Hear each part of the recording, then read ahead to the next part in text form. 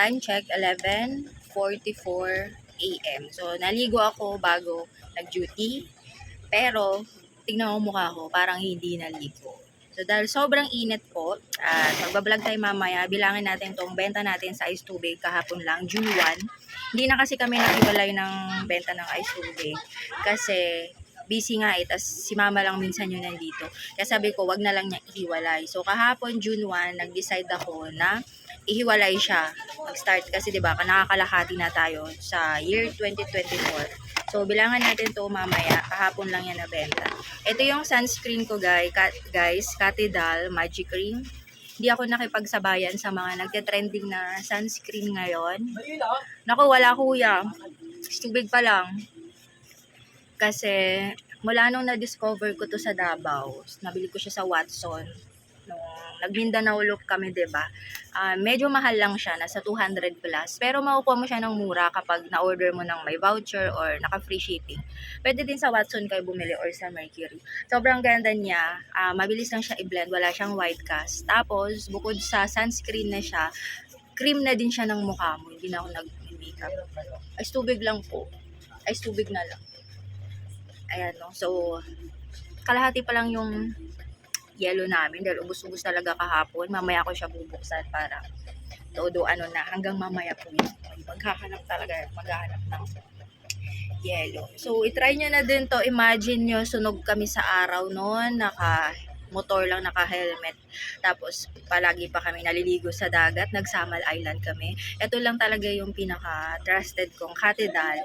Yung mga bago sumikat at nag-trending yung mga sikat na sunscreen ngayon, ito yung mga kilalang sunscreen ng mga high school buddies nyo before, yung siguro kahit mas matanda sa akin. At saka yung mga college. Kasi nung nilabas to ni Miss Ayang, meron to sa shop nila, ang dami nag-comment nun na yung mga ka-group niya, yung college sila, yun yung gamit. Ito sunscreen, tsaka meron siyang cooling effect, water flush, UV Protect, SPF 50+, tsaka nakakaputi siya kasi meron siya glutathione, L-glutathione. For me, sakto lang yung price niya, kaya kasi siya mahal, kasi ilang ml to? 60 ml. 60 ml na siya. Yung ibang sunscreen, mura lang. Magkano lang siya. Pero, 10 ml lang po yun. 10 ml lang, ang konti lang. Ito kasi 60 ml na siya. So, sakto lang siya sa price niya. Ilan po? Ano po? Kay tutong di ako tuloy. Wala akong pera ko. Nandag ko ang pera ko. Ay, tubig lang po. Ayan. So, no cut ang video natin. Dami na naghanap ng yelo. Ang yellow namin ay 4 pesos. Tas ang tubig ay 2. So, diba? Maganda po yung effect niya. Hindi naman kasi ako nagme-makeup. Yan lang. Tsaka, ganyan. Maganda na ako sa tingin ko na. Okay. So, pwede kayo bumili niyan. Lalagay ko yung link niyan para hindi kayo maano. Ganda talaga na ito.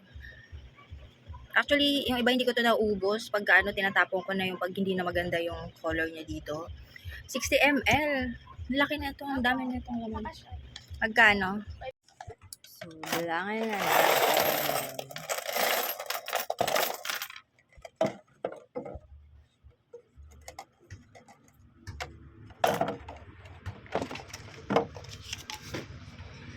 Ayan. Binuo ko na to ha kasi hanggat maaari ayokong dumami yung piso dahil hirap magbilang. Ano pa?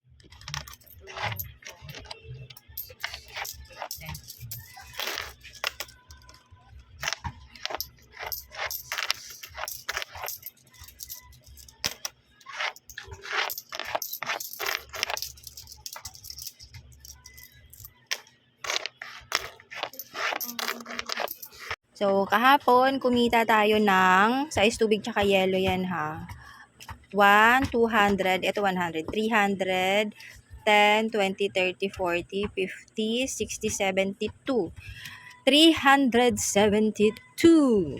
Ayan. So, malakas ba yan or mahina? Ano sa tingin nyo mga kasari?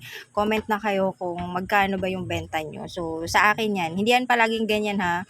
Minsan mababa dyan, minsan mas mataas. Pero ang average lang talaga ng benta ko sa ice tubig at yelo everyday ay nasa 200 pesos. So, tinatabi ko yan.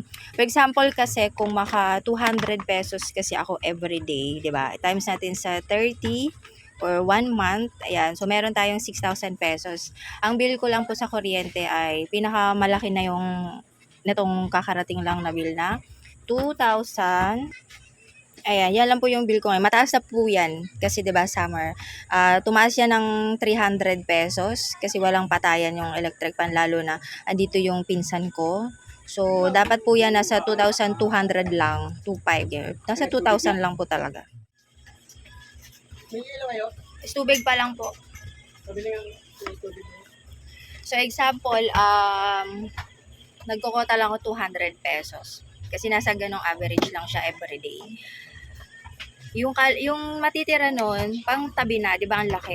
6,000 minus, may 3,200 pa. Sa tubig naman namin, mababa lang, nasa 500, 600, or 700. So, parang may matitira na malinis na 2,500, di ba? Or depende na sa 3,000 or 3,500. Kung palaging ganito, na halos 400 ang benta araw-araw.